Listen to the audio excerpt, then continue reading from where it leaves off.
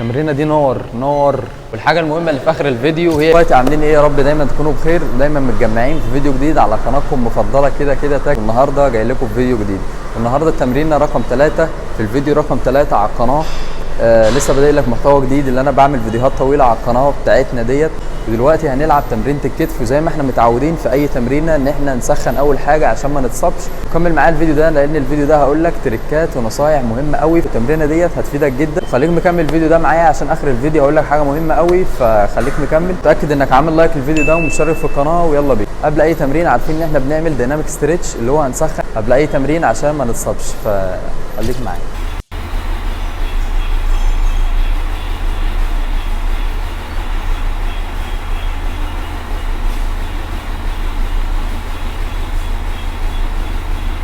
كده يكون سخنا. اوعى اول ما تخش التمرين تسخن بوزن جسمك، يعني تلعب ضغط تلعب عقله، كده غلط جدا وخطر جدا، فانت ممكن تتصاب قبل ما تبدا التمرين اصلا.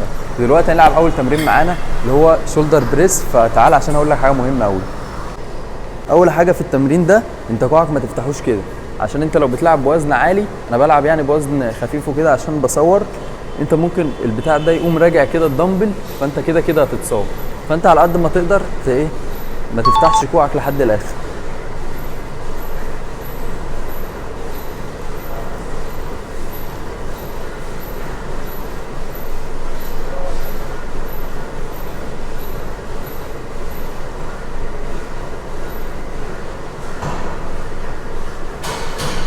تاني حاجه في التمرين ده مش للكتف الجانبي، عشان في ناس كتير قوي مفكره ان التمرين ده تمرين للكتف الجانبي.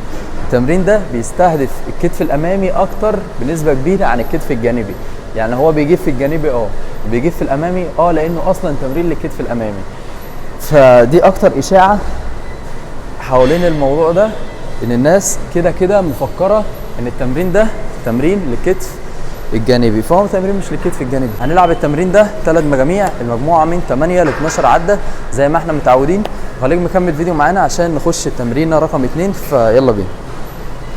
تاني شكل معانا للكتف الجانبي، انا بحب افضل ان انا العب بالقبضه الفي، موجوده في اي جيم، لان هي بتساعدني ان انا ازق بالمنطقه ديت، فبحب العب بيها. العب بوزن خفيف عشان ما اتعبش لاني بصور.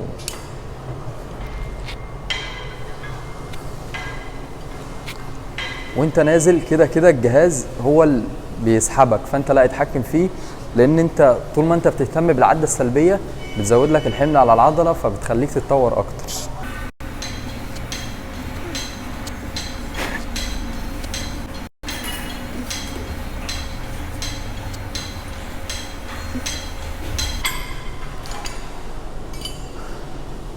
هنلعب الشكل ده، لسه في طبعا الدراع التاني ما نسيتش اللي انا هلعبه. هنلعب الشكل ده 3 مجاميع، المجموعه من 8 ل 12 عده زي ما احنا متعودين. وخليك مكمل الفيديو معايا عشان نشوف التمرينه رقم 3. ثالث شكل معانا هو هنلعب كتف خلفي. هنا في التمرين ده هتحاول ان انت تلعب ما ترجعش كده، لان بشوف ناس بترجع كده وده غلط. انت هتلعب وتلعب توصل لحد المستوى ده اللي هو يبقى فيه استقامه، ما ترجعش كده ولا توصل لحد هنا وتقف، وتحكم في الجهاز وهو راجع عشان العده السلبيه.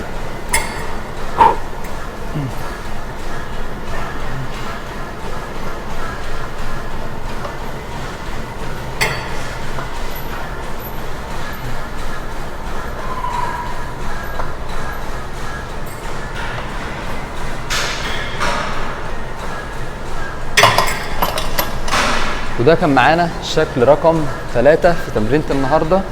وكده يبقى احنا استهدفنا الكتف كله تمرين. اول تمرين للكتف الامامي، ثاني تمرين للكتف الجانبي، ثالث تمرين للكتف الخلفي. دلوقتي معانا التمرين رقم 4 وهو التمرين للترابيس، فيلا بينا. في التمرين ده انت مش بتسحب بكوعك كده، لا انت بتسحب كده. بص عليا عشان تبقى عارف ازاي.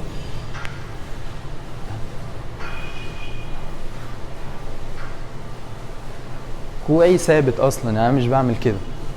دراعهم في استقامه.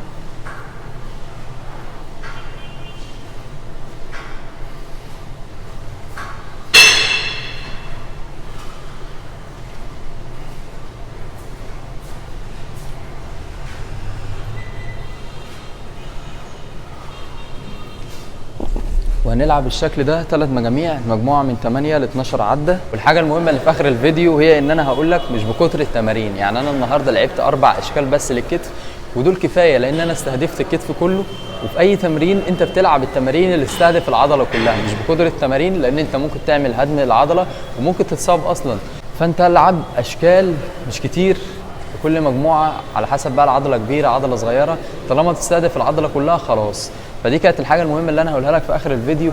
تاني اهم حاجه انزل دلوقتي اتاكد انك عامل لايك للفيديو ده ومشترك في القناه، واشوفكم في فيديو جديد ان شاء الله. الفيديو هيكون رقم 4 في القناه. وما تنساش ان كل حد واربع في فيديو جديد الساعة 7 فلازم تستناه. فبس كده، سلام.